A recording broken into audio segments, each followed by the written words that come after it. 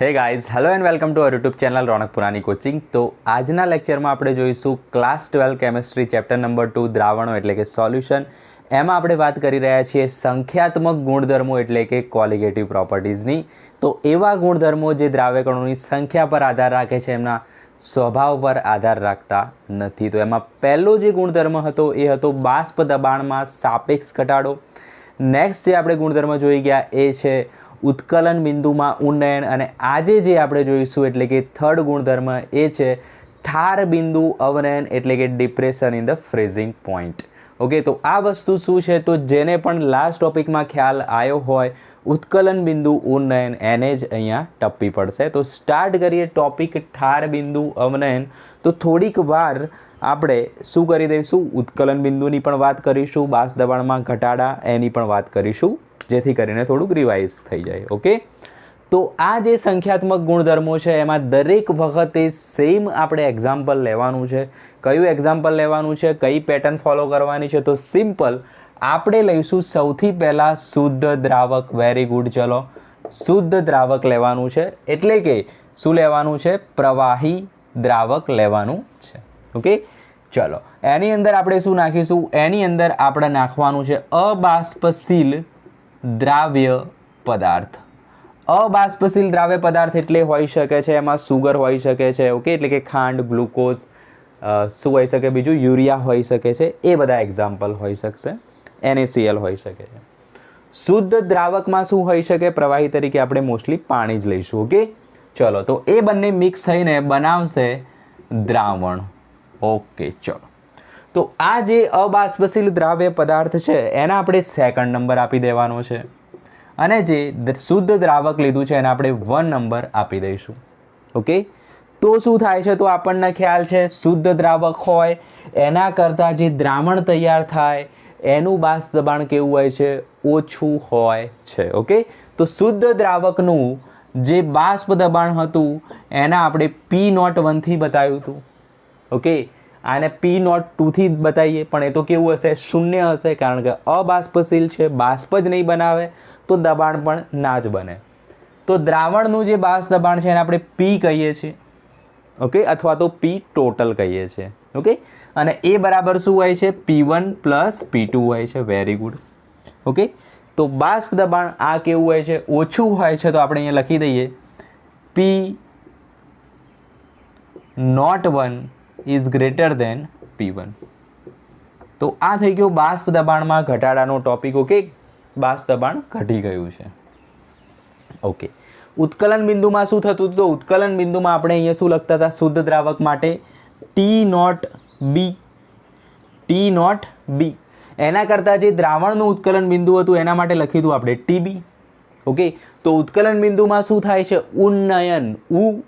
ઉન્નયન એટલે ઊંચું, વધવું, મતલબ આ વધારે હોય છે. તો TB is greater than T0B. Okay, અને એના માટે આપણે ડેલ્ટા TB કેટલો રાખ્યો હતો, તો delta TB is equal two TB - T0B બનાવ્યો હતો. વેરી ગુડ, ચલો.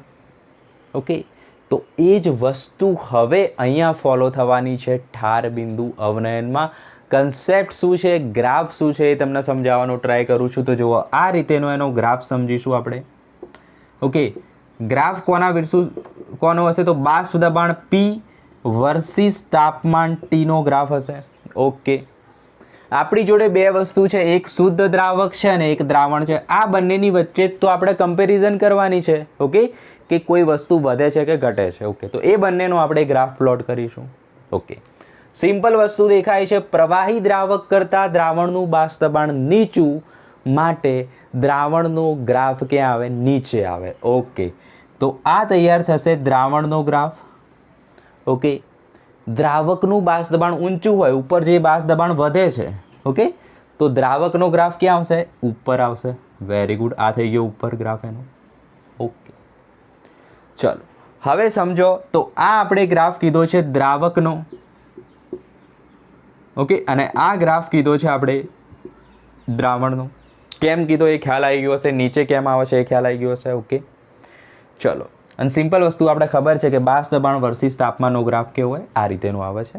ઓકે, હવે સમજો આ બંને જે રહી એ કેવી અવસ્થા છે? પ્રવાહી અવસ્થા છે. ઇમ્પોર્ટન્ટ વસ્તુ નોટ ડાઉન કરો, આવી વસ્તુ બુકમાં લગભગ નહીં હોય. પ્રવાહી અવસ્થા છે. આ પણ કેવી અવસ્થામાં છે? પ્રવાહી અવસ્થામાં છે. ઓકે, ચલો એક પોઈન્ટ એવો આવે છે, અહીંયા જુઓ તાપમાન કેવું હશે? વધારે, દાખલા તરીકે 100, ખાલી સમજવા માટે. ઓકે, 80, 70, 60. ઓકે, તાપમાન આમ ઘટતું જાય. ઓકે, તો એક ટાઈમ એવો આવશે તાપમાન આપણે ઘટાડતા જઈએ કોઈ પ્રવાહી હોય. ઓકે, દાખલા તરીકે આપણી જોડે છે, ચલો અહીંયા વ્યવસ્થિત જ એક્ઝામ્પલ લઈ લઈએ જેથી તમને ફીલ થઈ શકે.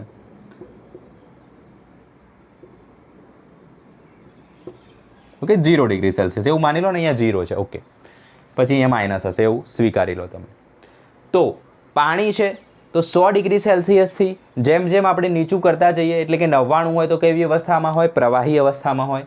ઓકે, 70 લાયા પ્રવાહી અવસ્થા, 50 લાયા પ્રવાહી, 40 લાયા પ્રવાહી, 10 પ્રવાહી, 0 ડિગ્રી સેલ્સિયસે આવી ગયું પાણી. મતલબ આ પ્રવાહી અવસ્થાથી એનું કન્વર્ઝન, રૂપાંતરણ ચાલુ થઈ જાય છે શામાં? ઘન અવસ્થામાં. તો આ બાજુનો જે આખો વાર્તા છે, આ બાજુનો જે આખો પોર્શન છે, એને આપણે કહીશું કઈ અવસ્થા? ઘન અવસ્થા દર્શાવે છે. ઓકે, અથવા બુકની ભાષામાં કહીએ તો અહીંયા લખેલું હશે ઠરેલું પ્રવાહી.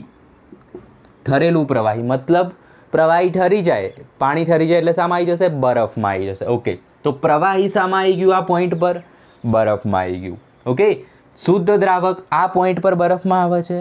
જ્યારે શુદ્ધ દ્રાવકમાં અબાષ્પશીલ દ્રાવ્ય નાખીશું, દ્રાવણ તૈયાર થશે, તો એ કયા પોઈન્ટમાં આવશે? ઘન અવસ્થામાં. આ પોઈન્ટે એ ઘન અવસ્થામાં આવે છે. ઓકે, તો શુદ્ધ દ્રાવકનું જે તાપમાન હતું, ઠાર બિંદુ જે હતું એ કેટલું છે? 0 ડિગ્રી સેલ્સિયસ છે. જ્યારે એમાં આપણે કોઈ અબાષ્પશીલ દ્રાવ્ય નાખી દીધો તો એનું જે ઠાર બિંદુ છે એ કેટલું થઈ ગયું? ઓછું થઈ ગયું. જોવા 0 અહીંથી કેટલું આવી જશે? માઇનસ સમથિંગ આવશે. ઓકે, દાખલા તરીકે લઈ લઈએ આપણે -7.6 ડિગ્રી સેલ્સિયસ. ઓકે, આ એપ્રોક્સ વસ્તુ છે, પડી ખબર? ટૂંકમાં હવે ખ્યાલ આવ્યો હશે ઠાર બિંદુ, ફ્રીઝિંગ પોઈન્ટ એટલે શું? તો પ્રવાહી અવસ્થામાંથી ઘન અવસ્થામાં જે રૂપાંતરણ થાય એ વખતે જે તાપમાન હશે એને શું કહેવાય? એનું ઠાર બિંદુ કહેવામાં આવે છે. ઓકે, ચલો, એટલે કે પ્રવાહી અવસ્થાનું બાષ્પ દબાણ અને ઘન અવસ્થાનું બાષ્પ દબાણ સમાન થાય છે. અહીંયા જુઓ, પ્રવાહી અવસ્થાનું બાષ્પ દબાણ અને ઘન અવસ્થાનું બાષ્પ દબાણ સમાન થાય છે. એ ટાઈમે જે તાપમાન હોય એને આપણે કહીશું ઠાર બિંદુ. ઠાર બિંદુ ઘટે છે, આપણને ગ્રાફ પરથી આઈડિયા આવી ગયો છે. ઓકે, ચલો, વેરી ગુડ. તો આપણે આ જ રીતે સરસ રીતે બોઇલિંગ પોઈન્ટ એટલે ઉત્તોલન બિંદુનો પણ ગ્રાફ જોયો છે. જેને વિડીયો ના જોયો તો સૌપ્રથમ એને જોઈ લેજો. ઓકે, તો ન્યુમેરિકલ્સની જો તમારે નોટ્સ જોતી હોય, થિયરીની નોટ્સ હું આપતો નથી, કારણ કે તમે બુકમાંથી ડાયરેક્ટ રીડ કરી શકો છો અને તમારી રીતે એની નોટ્સ પણ બનાવી શકો છો.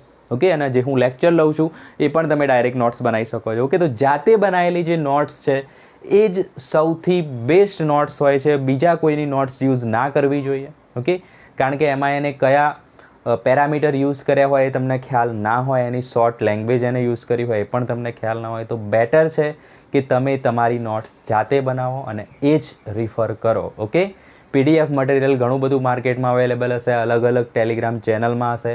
એ બધું કોઈ પણ વસ્તુ વાંચવાની જરૂર નથી. ઓકે, લિમિટેડ વસ્તુઓ વાંચો, લિમિટેડ બુક્સ વાંચો, પણ એને વારે ઘડીએ રિવાઇઝ કરો. ઓકે, વધુમાં વધુ 15થી 20 દિવસની અંદર તમે ડિસાઇડ કરી દો કે તમારે કયું મટીરિયલ યુઝ કરવું છે. બસ પછી કોઈ પણ તમારો ફ્રેન્ડ કહે કે આ બુક નવી આવી છે, પેલી બુક નવી આવી છે, એમાં MCQ વધારે છે, આમાં MCQ વધારે, તો એ બધામાં ના પડો. તમે તમારી જોડે જે મટીરિયલ છે એને વારે ઘડીએ રિવાઇઝ કરો અને એમાં પહેલાં માસ્ટર બનો, પછી તમે એડવાન્સ લેવલ પર જાઓ. ઓકે, પહેલાં NCERT કમ્પ્લીટ કરો. ઓકે, એની સાથે સાથે MCQની પ્રેક્ટિસ તો કરવાની જ છે, પણ આપણને NCERT તો વ્યવસ્થિત આવડવી જોઈએ. એનું રિવાઇઝ કરવાની તો આપણી અંદર કેપેબિલિટી, તાકાત હોવી જોઈએ. ઓકે, એટલા બધા ચેપ્ટર્સની. ત્યારે તમારે રેફરન્સ બુકમાં જવાનું છે. ઓકે, અને રેફરન્સ બુકમાંથી આખું ચેપ્ટર વાંચવાનું ના હોય. ઓકે, આ વસ્તુ લોજિક સમજજો. અમુક જ ટૉપિક એવા હોય છે જે તમારે રેફરન્સ બુકમાંથી વાંચવાની જરૂર પડે છે અને એ મોટાભાગે ટીચર તમને આપી જ દેતા હોય છે, સમજાવી જ દેતા હોય છે. ઓકે, તો સિમ્પલ વસ્તુ એ છે કે બેટર છે કે એનસીઈઆરટી પ્રિફર કરો અને ન્યુમેરિકલ્સને સોલ્વ કરો. ન્યુમેરિકલ્સમાંથી તમારું જે એક્સ્ટ્રા છે એનસીઈઆરટીનું એ ન્યુમેરિકલ્સમાં આવી જ જશે. ઓકે, ચલો તો સ્ટાર્ટ આપણે કરી દીધું છે લેક્ચર. તો એમાં આપણે ગ્રાફ સમજી લીધો. ઓકે, આ થોડીક કમ્પેરિઝન કરી લીધી. તો હવે બાષ્પ દબાણ ઠાર બિંદુની વાત કરીએ તો શુદ્ધ દ્રાવકનું ઠાર બિંદુ કેટલું હોય? તો એ હશે T0F. અહીંયા લખો શુદ્ધ દ્રાવકનું ઠાર બિંદુ. ઓકે, તો આ થઈ ગયો પ્રવાહી, એનું ઠાર બિંદુ કેટલું લખીશું? T0F. ઓકે, ચલો તો દ્રાવણનું ઠાર બિંદુ કેટલું થશે? TF. લખવાનું છે તમારે દ્રાવણનું ઠાર બિંદુ TF. તો આ થઈ ગયું દ્રાવણનું ઠાર બિંદુ TF, freezing point. Okay, graph પરથી મને કહો કોણ વધારે છે? T0F. આ કેવો છે? ઓછો છે. પહેલાંની વેલ્યુ વધારે છે, આ ઘટી ગઈ. શું થયું? અવનયન, ઘટાડો થયો. તો ડેલ્ટા TF એટલે કે ઠાર બિંદુમાં અવનયન કેટલું આવે? આ માઇનસ આવે? ના આવે. એવી ભૂલ શું કરવા થાય જ સ્ટુડન્ટથી? શું આવશે? T0F minus TF. ઓકે, ઘણા બધા સ્ટુડન્ટ અહીંયા કન્ફ્યુઝ થઈ જતા હોય કયું પહેલાં લેવું. તો લોજિક સમજો, કન્સેપ્ટ સમજો, દિમાગનો યુઝ કરો, ભૂલ નહીં થાય. ચલો આટલી વસ્તુ નોટ ડાઉન કરો. હવે આપણે વાત કરીશું જે થંબનેલમાં તમે વસ્તુ જોઈ છે કે રોડ પર જે હેવી સ્નોફોલ થતો હોય છે તો એને હટાવવા માટે કઈ ટેકનિક યુઝ થાય છે? તો આ જ ટેકનિક યુઝ થાય છે. ડિપ્રેશન ઓફ ફ્રીઝિંગ પોઈન્ટનો કન્સેપ્ટ યુઝ થશે. સમજાવું છું કઈ રીતે. તો પહેલાં જોઈ લઈએ કે રેકોર્ડિંગ બરાબર થઈ રહ્યું છે કે નહીં. Okay, very good. ચલો પછી આપણે મેથેમેટિકલ સ્ટેપ્સ પણ જોવાના છીએ અને થોડાક એક્ઝામ્પલ પણ જોવાના છે. ઓકે, 2 એક્ઝામ્પલ જે બુકના એનસીઈઆરટીના છે એક્ઝામ્પલ જરૂર જોઈશું. ફિઝિકલ કેમિસ્ટ્રીની અંદર ઇમ્પોર્ટન્ટ છે પહેલાં તો કન્સેપ્ટ સમજવો. ઓકે, પછી ન્યુમેરિકલ્સ ઇમ્પોર્ટન્ટ છે અને ગ્રાફ ઇમ્પોર્ટન્ટ છે. ઓકે, મેઇનલી તો ન્યુમેરિકલ અને ગ્રાફ ઇમ્પોર્ટન્ટ છે, પણ એમાં સમજ ત્યારે પડશે જ્યારે તમે કન્સેપ્ટ સમજ્યા હશો. ઓકે,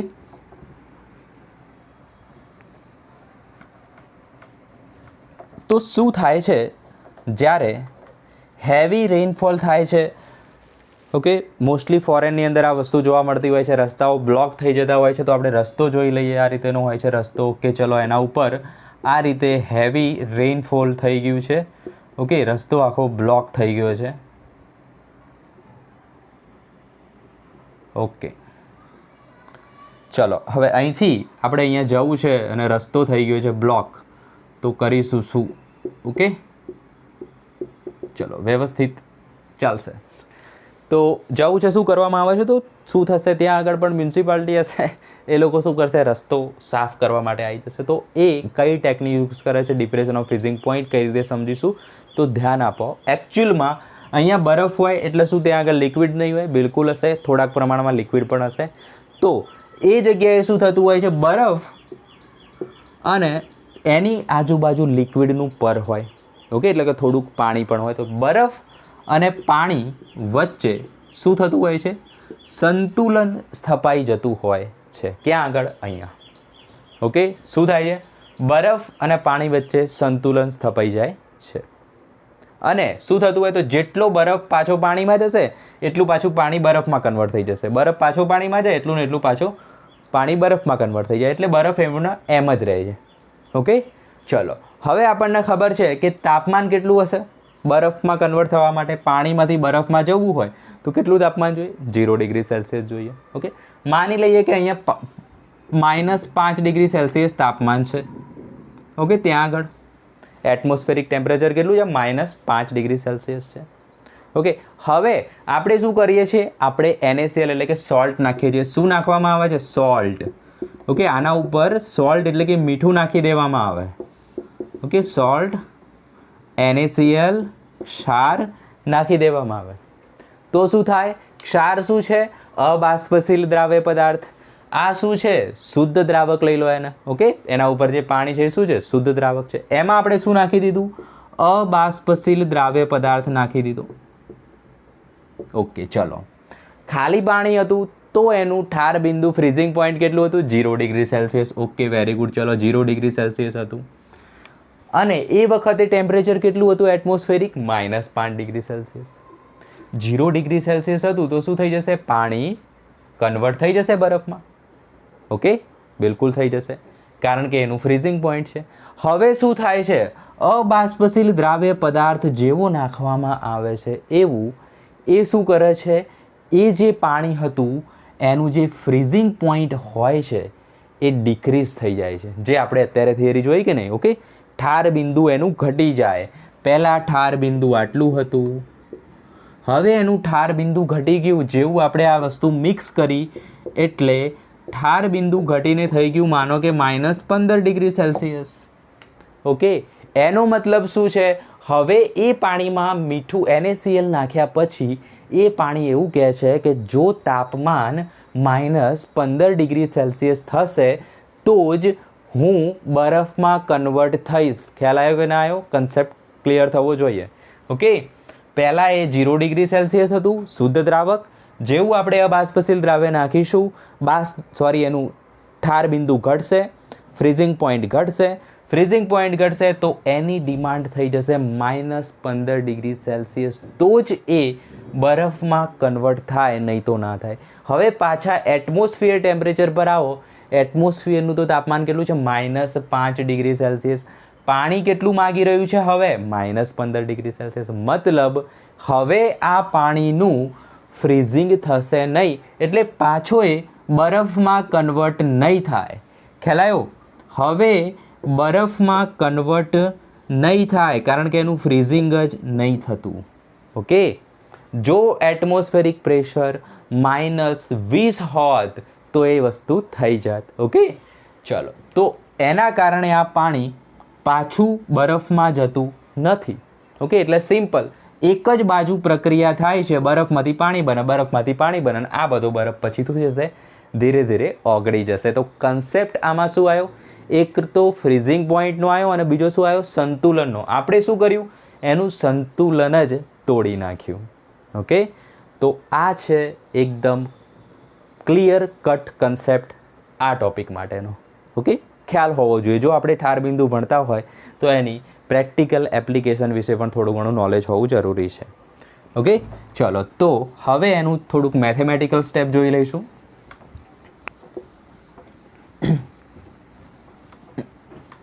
તો એક્સપેરિમેન્ટ કર્યા પછી એવું ખ્યાલ આવ્યો કે જે ઠાર બિંદુમાં જે ઘટાડો છે ડેલ્ટા TF એ મોલાલિટીના સમપ્રમાણમાં હોય છે. આ વસ્તુ તમારે સીધી જ લખી દેવાની છે. ઓકે, તો delta TF is equal to KF થઈ જાય ઇન્ટુ મોલાલિટી. જે રીતે ઉત્કલન બિંદુમાં KB હતું એ રીતે KF થશે. ડેલ્ટા TF શું છે? તો ફરીથી જુઓ, ઠાર બિંદુ અવનયન. અવનયન મતલબ દ્રાવકનું વધુ. ઓકે, ચલો, KF એમના એમ રહેશે. તો KFનો આપણે યુનિટ બનાવી દઈએ. તો KFનો યુનિટ બનાવો છો. ચલો, તો ડેલ્ટા TFનો યુનિટ શું થાય? કેલ્વિન. KFનો યુનિટ આપણે બનાવીએ છીએ. મોલાલિટી બરાબર શું થાય? નીચે શું આવશે? દ્રાવકનું દળ કિલોગ્રામમાં. ઓકે, દ્રાવકનું દળ કેજીમાં અને દ્રાવ્યના મોલ. ઓકે, તો 1 કિલોગ્રામ દ્રાવકમાં ઓગળેલા દ્રાવ્યના મોલ, એને શું કહેવાય? 1 મોલલ દ્રાવણ કહેવાય. તો મોલાલિટી વિશે ખ્યાલ હોવો જોઈએ. ઓકે, તો એના પરથી એનું શું થઈ જશે? યુનિટ. તો યુનિટ થઈ જશે કેલ્વિન. ઓકે, કેજી અહીંયા જશે, કેજી મોલ ઇનવર્સ. કોનો યુનિટ? KFનું યુનિટ. ઓકે, તો KFનો યુનિટ થશે કેલ્વિન કેજી પ્રતિ મોલ. Okay, very good. હવે પાછા અહીંયા આવી જાઓ. શું કરશો? Delta TF is equal to KF. Molality બરાબર શું થશે? દ્રાવ્યનું દળ. તો દ્રાવ્યના આપણે 2 કહીએ છીએ, દ્રાવકના 1 નંબર કહીએ છીએ. તો દ્રાવ્યનું દળ અપોન એનો આણ્વીય દળ ઇન્ટુ દ્રાવકનું દળ ગ્રામમાં, અને ઉપર શું આવશે? 1000. આટલી વસ્તુ તો આવડવી જોઈએ છે. ઓકે, તો આના પરથી આપણે એનો દ્રાવ્ય જે આપણે લીધો છે એનો અણુભાર શોધી શકીએ છીએ. એ એની એપ્લિકેશન છે. કોની? કોલિગેટિવ પ્રોપર્ટી સંખ્યાત્મક ગુણધર્મો જેટલા પણ આપણે જોવાના છીએ દરેકે દરેકની આ લાક્ષણિકતા છે કે આપણને યુઝફુલ થાય છે શામાં? આણ્વીય દળ શોધવામાં. ઓકે, તો આટલે સુધીની આ થિયરી છે, કન્સેપ્ટ છે, ફટાફટ નોટ ડાઉન કરી દો. 2 એક્ઝામ્પલ જોઈ લઈએ પછી આપણે લેક્ચરને કરી દઈશું ક્લોઝ.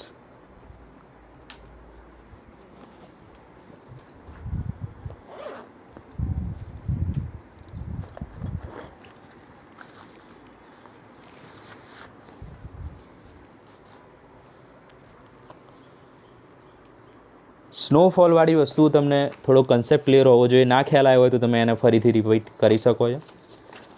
ઓકે, અથવા તો પછી ગૂગલ કરીને પણ થોડી ઘણી તમે એમાં નોલેજ મેળવી શકો છો. જો તમને એમાં ખ્યાલ આવશે તો બેટર છે.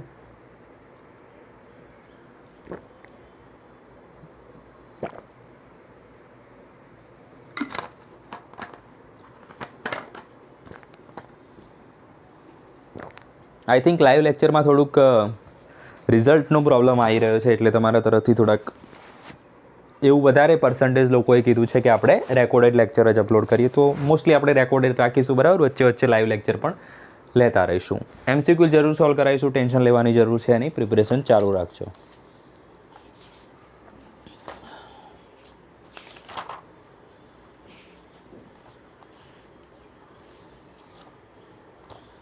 કયું એક્ઝામ્પલ જોવાનું હતું એ જોઈ લઈએ.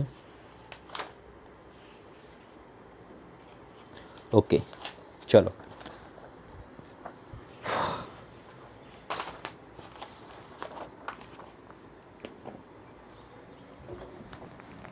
એકદમ ઇઝી એક્ઝામ્પલ હોય છે આના. ઓકે, ખાલી તમારો શું એક્ઝામ્પલ રીડ કરવાની કેપેબિલિટીઝ હોવી જોઈએ કે કયો ડેટા આપણને એકચ્યુઅલમાં આપ્યો છે. ક્યાં આગળ તમે મિસ્ટેક કરશો બતાવું છું હું તમને.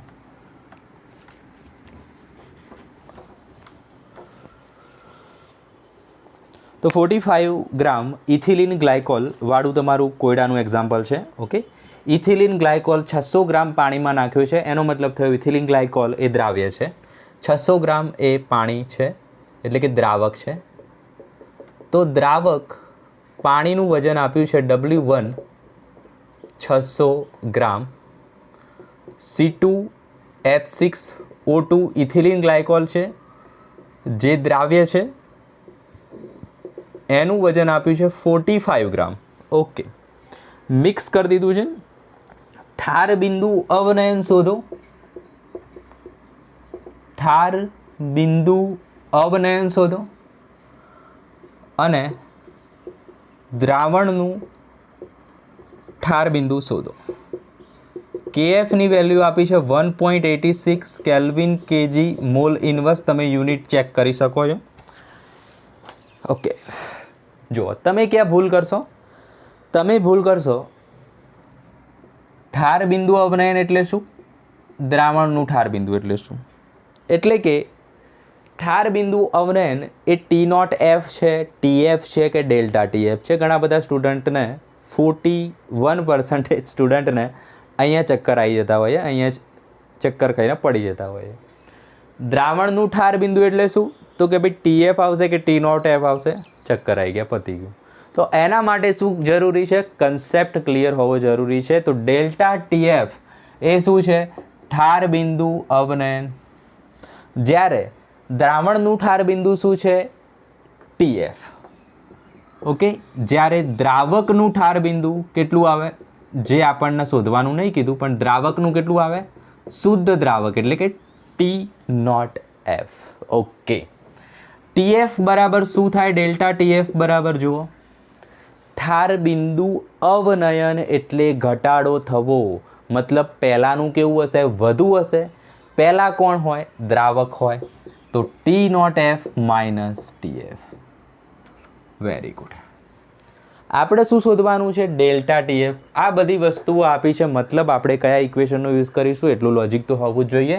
તો delta TF is equal to KF into molality થાય. તો delta TF is equal to KF into W2 upon M2 into W1 ગ્રામમાં into 1000. Very good. Delta TF આપણે શોધવાના છે. KF આપે છે 1.86 ઇન્ટુ W2 કેટલા આપે છે 45 ઇન્ટુ 1000 અપોન M2 એટલે કે C2H6O2નું આણવીય દળ આપણે શોધવાનું છે. કેટલું થશે? જુઓ, 12 દુ 24, 6 અને 16 દુ 32, 62 થઈ જશે. ઓકે, તમે જાતે વ્યવસ્થિત શોધી શકો છો. તો M2 આવશે 62 ગ્રામ પ્રતિ મોલ, W1 આવશે 600 ગ્રામ. ખાસ અહીંયા ધ્યાન આપજો, જો કિલોગ્રામમાં આપ્યા હોય તો ભૂલ ના કરતા 1000 વડે ગુણવાની. ઓકે, ચલો, તો આનો આન્સર આવશે 2.25 કેલ્વિન. તો પહેલી વસ્તુ આપણને મળી ગઈ. શું માગ્યું હતું? ઠાર બિંદુ અવનયન. ઠાર બિંદુમાં આટલો ઘટાડો થાય છે. ઓકે, આટલો ઘટાડો છે, ડિફરન્સ છે. ઓકે, બીજું શું માગ્યું છે? દ્રાવણનું ઠાર બિંદુ. તો delta TF is equal two T0F minus TF. T0F શું છે? દ્રાવક. આ શું છે? દ્રાવણ, જે આપણે શોધવાનું છે. દ્રાવકનું ઠાર બિંદુ કેટલું હોય? દ્રાવક તરીકે શું લીધું છે આપણે? પાણી. તો પાણીનું ઠાર બિંદુ કેટલું હોય બેટા? 0 ડિગ્રી સેલ્સિયસ હોય કે નહીં? તો 0 ડિગ્રી સેલ્સિયસ એટલે 273.15 કેલ્વિન માઇનસ TF 2.25. તો TF બરાબર આવી જશે 270.9 કેલ્વિન. આ કોણ છે? દ્રાવણ છે. દ્રાવકનું કેટલું છે? 273. દ્રાવણનું કેટલું આવવું જોઈએ? વિચારો. ઠાર બિંદુમાં ઘટાડો થાય છે, હંમેશા આનાથી ઓછી વેલ્યુ આવવી જોઈએ. ઓકે, થોડું ઘણું ચેક પણ કરતા રહેવાનું. જો વધારે આવે તો સમજી જવાનું કે તમે કંઈક મિસ્ટેક કરી છે. નોટ ડાઉન કરો. નેક્સ્ટ એક્ઝામ્પલ જોઈશું.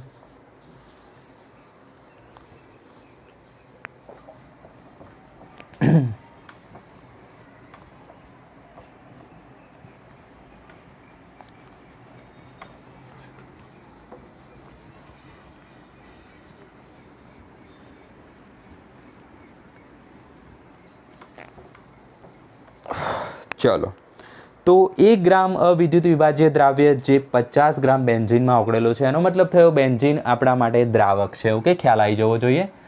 તો દ્રાવક છે આપણા માટે બેન્ઝીન, અવિદ્યુત વિભાજ્ય દ્રાવ્ય પદાર્થ એમાં ઓગાળેલો છે. કેટલો ઓગાળ્યો છે? 1 ગ્રામ. તો W2 આવશે 1 ગ્રામ, W1 આવશે 50 ગ્રામ બેન્ઝીન છે. ઓકે, અહીંયા પાણી નથી, સમજજો. બેન્ઝીનના ઠાર બિંદુમાં 0.40 કેલ્વિનનો ઘટાડો દર્શાવે છે. એનો મતલબ શું થઈ ગયો? ઠાર બિંદુમાં ઘટાડો 0.40 કેલ્વિન આપી દીધો છે. ઓકે, વર્ડને સમજવું પડશે તમારે. બેન્ઝીનનું ઠાર બિંદુ અવનયન અચળાંક એટલે કે TF, સોરી KF અચળાંક છે ને, 5.12 કેલ્વિન kg મોલ ઇન્વર્સ છે. ઓકે, તો દ્રાવ્યનું મોલર દળ આપણે શોધવાનું છે. તો દ્રાવ્ય આ રહ્યું, M2 આપણે શોધવાના છે. તો સિમ્પલ ઇક્વેશન મૂકીશું આપણે ડેલ્ટા TF. ઓકે, એટલે કે ઠાર બિંદુ અવનયન, ઠાર બિંદુમાં ઘટાડાનો તફાવત મોલાલિટીના સમપ્રમાણમાં હોય છે. રિવાઇઝ થાય એટલા માટે લખું છું આ વસ્તુ. તો delta TF is equal to KF into molality થાય, KF into W2 upon M2 into W1 ગ્રામમાં ઇન્ટુ 1000. આ વસ્તુ તો આવડવી જ જોઈએ. ઓકે, ચલો, ડેલ્ટા TF તો આપણને આપી દીધા છે 0.40, KF આપી દીધો છે 5.12, W2 વજન આપ્યું છે 1 ગ્રામ, 1000. M2 શોધવાના છે, W1 આપી દીધા છે 50 ગ્રામ. જાતે કરી શકો એવું એક્ઝામ્પલ હતું જારું એ. ઓકે, તો M2 નો આન્સર આવે છે અહીંયા 256 ગ્રામ પ્રતિ મોલ. તો આપણે ઠાર બિંદુ અવનયન પરથી મોલર દળ શોધી દીધું. આ જ એની એપ્લિકેશન હતી. ઓકે, આપણે વાત કરી છે એટલે કે એનો ઉપયોગ હતો. તો હોપ કે તમને ખ્યાલ આવ્યો હશે આજના લેક્ચરમાં. ઓકે, તો આ જ રીતે આપણે લેક્ચર અપલોડ કરતા રહીશું. કોઈ ટેન્શન લેવાની બિલકુલ જરૂર નથી. તમારે ખાલી શું કરવાનું છે? તમારા ફ્રેન્ડ સર્કલમાં, તમારા ક્લાસીસના સર્કલમાં, તમારા સ્કૂલના સર્કલમાં, જે પણ વોટ્સઅપ ગ્રુપમાં તમે એડ હોય એમાં વિડીયોઝને શેર કરતું રહેવાનું છે. ચેનલમાં ગ્રો કરવાની છે. પ્લસ જો તમારે ન્યુમેરિકલ્સની PDF જોતી હોય તો એના માટે તમે ટેલિગ્રામ ચેનલ જોઈન કરી શકો છો. ડિસ્ક્રિપ્શનમાં એની લિંક તમને આપેલી હશે. તો નેક્સ્ટ વિડીયો મળીએ ત્યાં સુધી bye. All the very best. Practice ચાલુ રાખજો.